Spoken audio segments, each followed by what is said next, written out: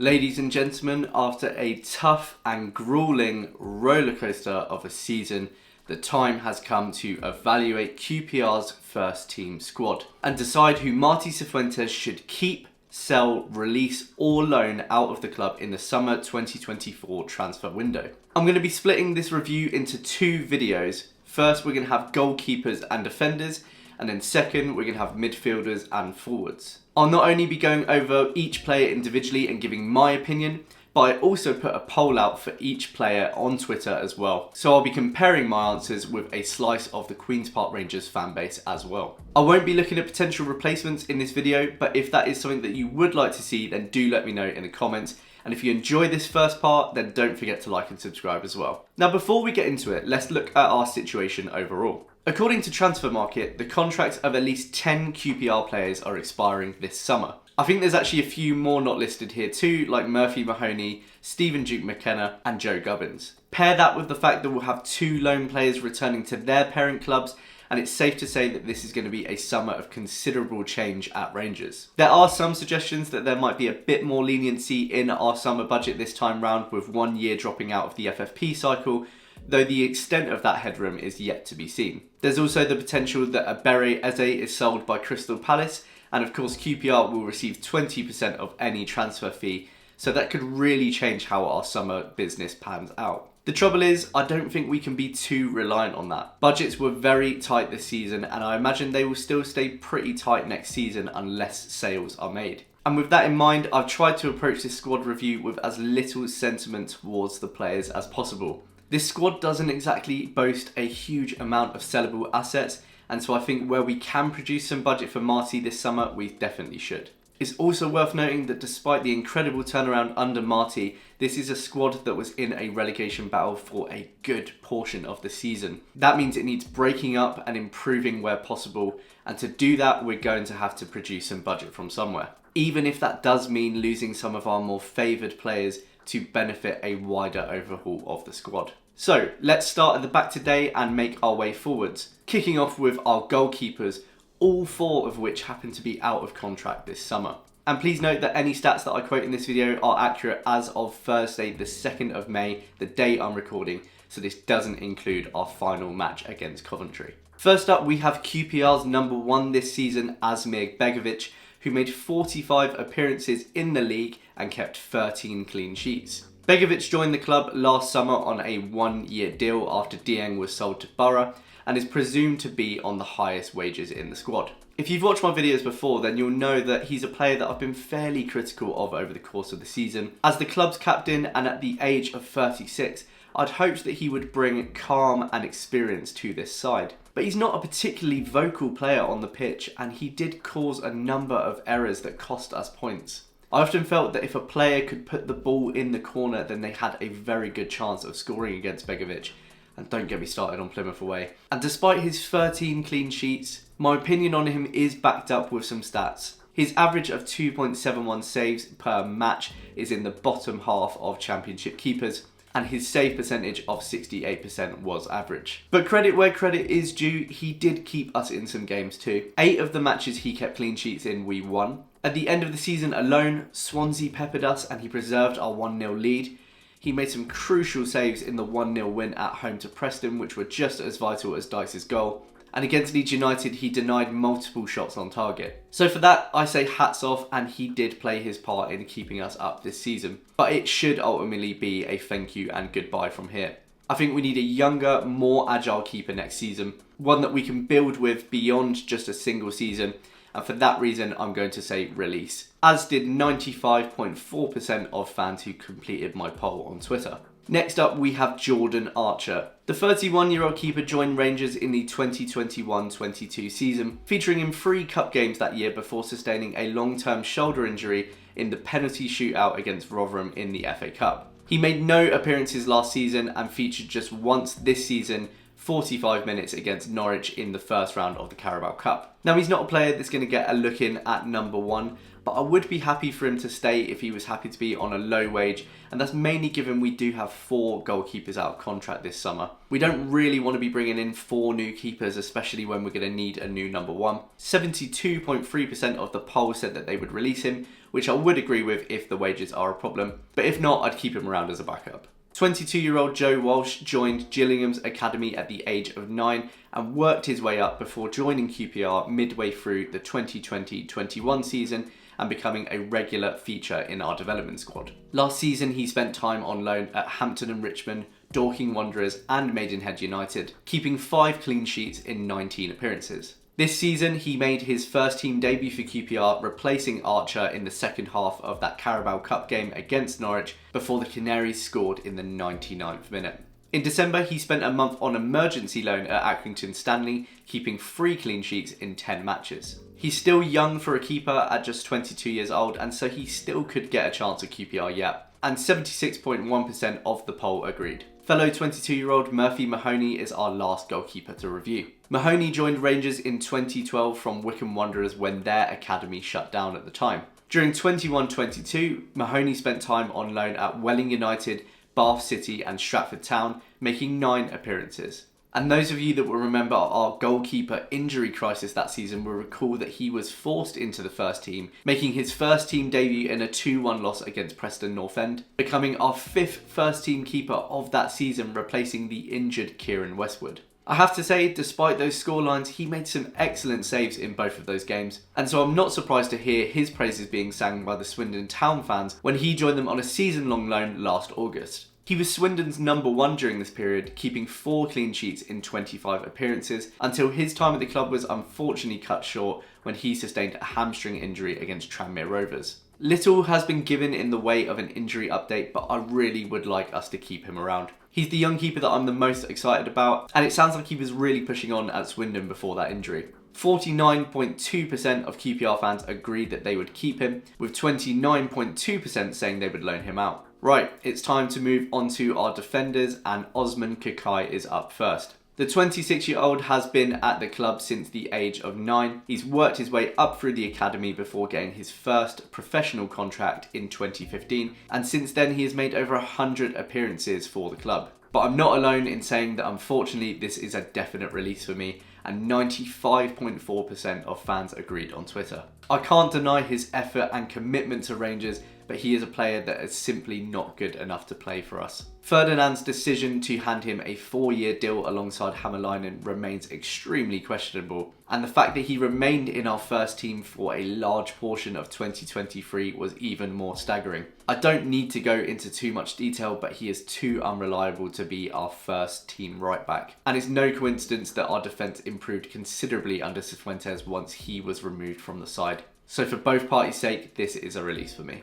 Now let's move on to Jimmy Dunn, our Irish Cafu. The 26-year-old centre-back turned right-back is out of contract this season, though we do have an option of an additional year. And like 96.9% of my Twitter poll, I would absolutely be keeping him at the club. After struggling in last season's disastrous campaign, he spent the first 9 matches of this season out with a shoulder injury, and upon his return would feature in 4 back-to-back losses under Gareth Ainsworth, the last of which saw him lose his head completely with a red card away at West Brom. He just couldn't find form and he was struggling in most games. He would still remain in the team in the early days of Cifuentes' arrival, featuring in 2 of his first 3 wins, but this was largely down to Steve Cook having some fitness issues of his own. And by the end of January, with Steve Cook and Jake Clark-Salter forming a formidable alliance at centre-back, he would be cast aside to the bench. And it was a very much justified decision because Rangers have lost just 4 of their 18 league matches since. And the maddest thing is, if you'd asked this question back in January, I don't think most fans would have had a problem with him leaving in the summer.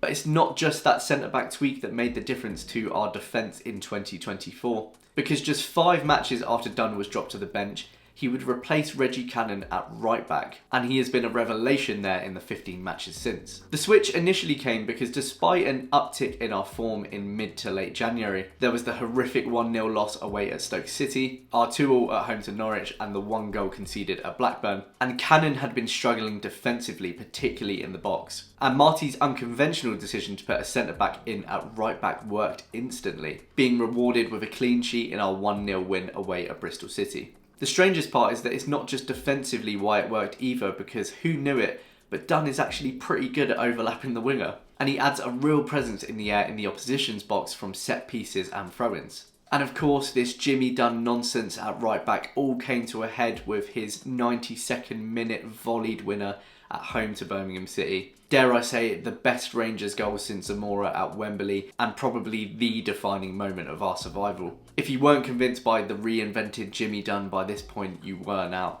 The ironic thing is, I do think there were a few games where he struggled defensively at right back. West Brom, for as amusing it was to see him Cruyff turning up the other end, he did get slaughtered by Mikey Johnston in that first half, and he's often let other attackers in behind him. But he's even improved this aspect of his game with each passing match. He more or less pocketed Somerville against Leeds, and the energy and passion that he puts into every performance means that I can forgive the odd slip up. I think the most fascinating part of this switch is that it's going to be interesting to see what Cifuentes decides to do next season. Was this merely a temporary solution to get us over the line, or is Jimmy Dunn our starting right back going forwards? Keeping him there does risk casting Reggie Cannon aside, but we'll get onto him later. Either way, Jimmy Dunn should be here to stay. Steve Cook. Beautiful Steve Cook. I love this man. He's just undeniably good at what he does. He's a no-nonsense centre-back, and he's probably the easiest keep in this squad for me. 12 of QPR's 13 clean sheets this season came with Cook in the team,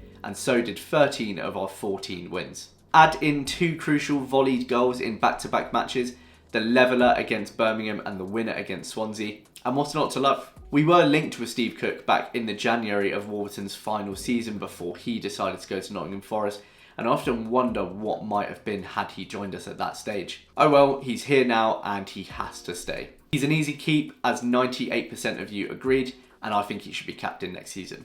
Alright, this is where things might start to get a little bit controversial. And no, I'm not about to say that Jake is a bad player, because he is sensational. When he stays fit, he is Premier League good. In fact, there's already been a bit of stir online that Palace might be interested in him this summer, though that may be agency fluff. To me, he is so good that had he not had these injury issues in the first place, he would simply never have been a QPR player. His calmness and his reading of the game is so effortless that sometimes I don't think he even stands out that much in games. He just goes about his business unfazed and unfussed. And full credit to both himself and Ben Williams for keeping him fit for nearly an entire season after the injury issues that he faced last year.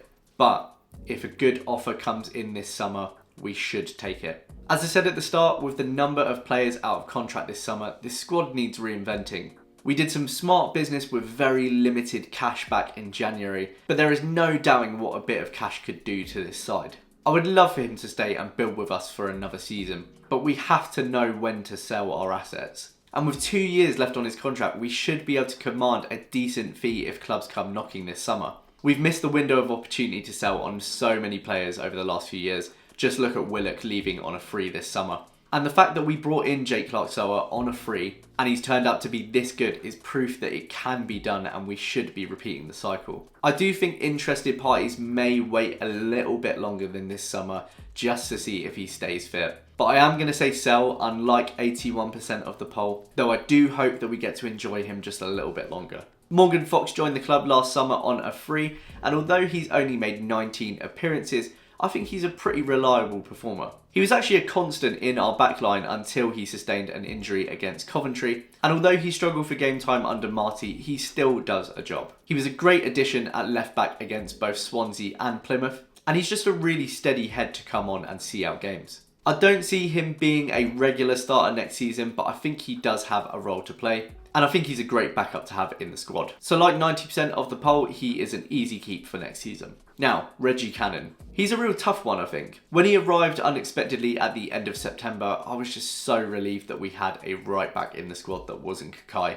And when he arrived, I thought he was a breath of fresh air. He struggled for minutes initially, but he looked athletic, he looked like he had a little bit of pace, and he had a really good passing range, playing some exceptional diagonals over to Elias Chair on the opposite wing. Strangely though, he seems to have faded as the season's gone on, which is almost the opposite path of what you'd expect for a foreign player joining a new league. As the games went on, it seemed like both his confidence and fitness decreased. And defensively, he was being caught out more, which is what I think led to him being taken out of the team and Dunn coming in at right back. And with Dunn relishing his new role in the team, it's been very hard for Cannon to get back into the team, save for a half-time appearance against Hull City. I do admire how well he has taken it though. He was the first player on the pitch to congratulate Dunn after his winner against Birmingham, which I think speaks volumes and does indicate that there's not too much disdain for the situation. It's just a question of whether he will slot back in at right back next season.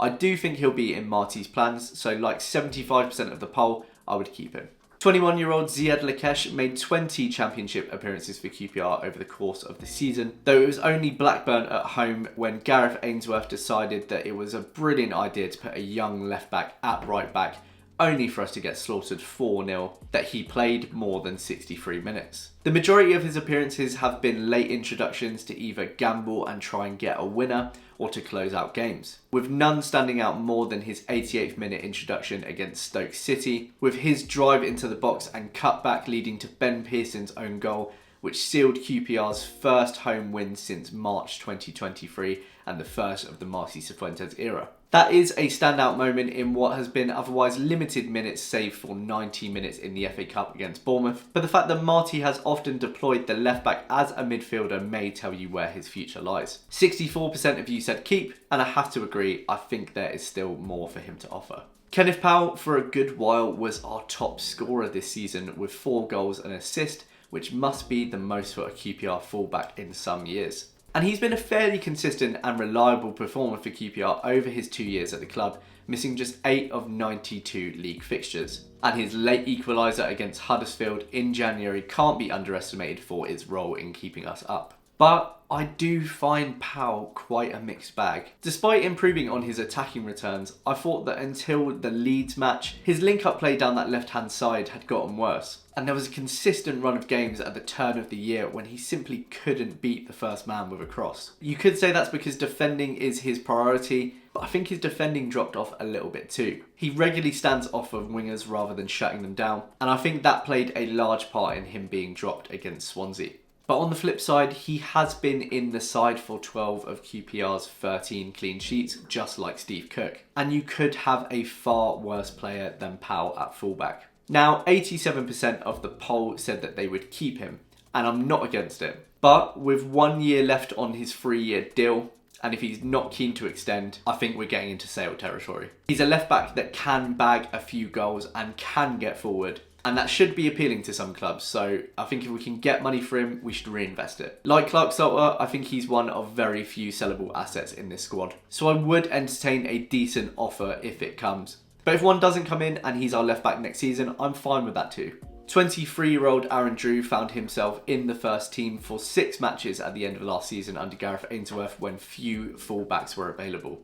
But this season he has struggled for playing time, making only 2 appearances against Norwich and Huddersfield. With his contract expiring this summer, he will be looking for first team football, and so like 85.5% of the poll, I would release him. Last but not least, we have 22-year-old centre-back Joe Gubbins, whose contract is also up this summer. He had the misfortune of being thrown into the firing line at centre-back alongside a wrong-positioned Morgan Fox against Watford on the opening day of the season, and we all know how that went down. Thankfully for him, he spent the rest of the season on loan at Accrington Stanley, making 43 appearances in all competitions. I'm not sure that Joe will be in Marty's plans for the future, and so like 60.9% of the poll, I would also release him. Right, so that is the end of part 1. Our defenders and our goalkeepers have all been reviewed. I'm sure many will disagree with me on those, so if you do, then do let me know your thoughts in the comments below. Anyway, that rounds us up for part 1 of 2 of the squad review.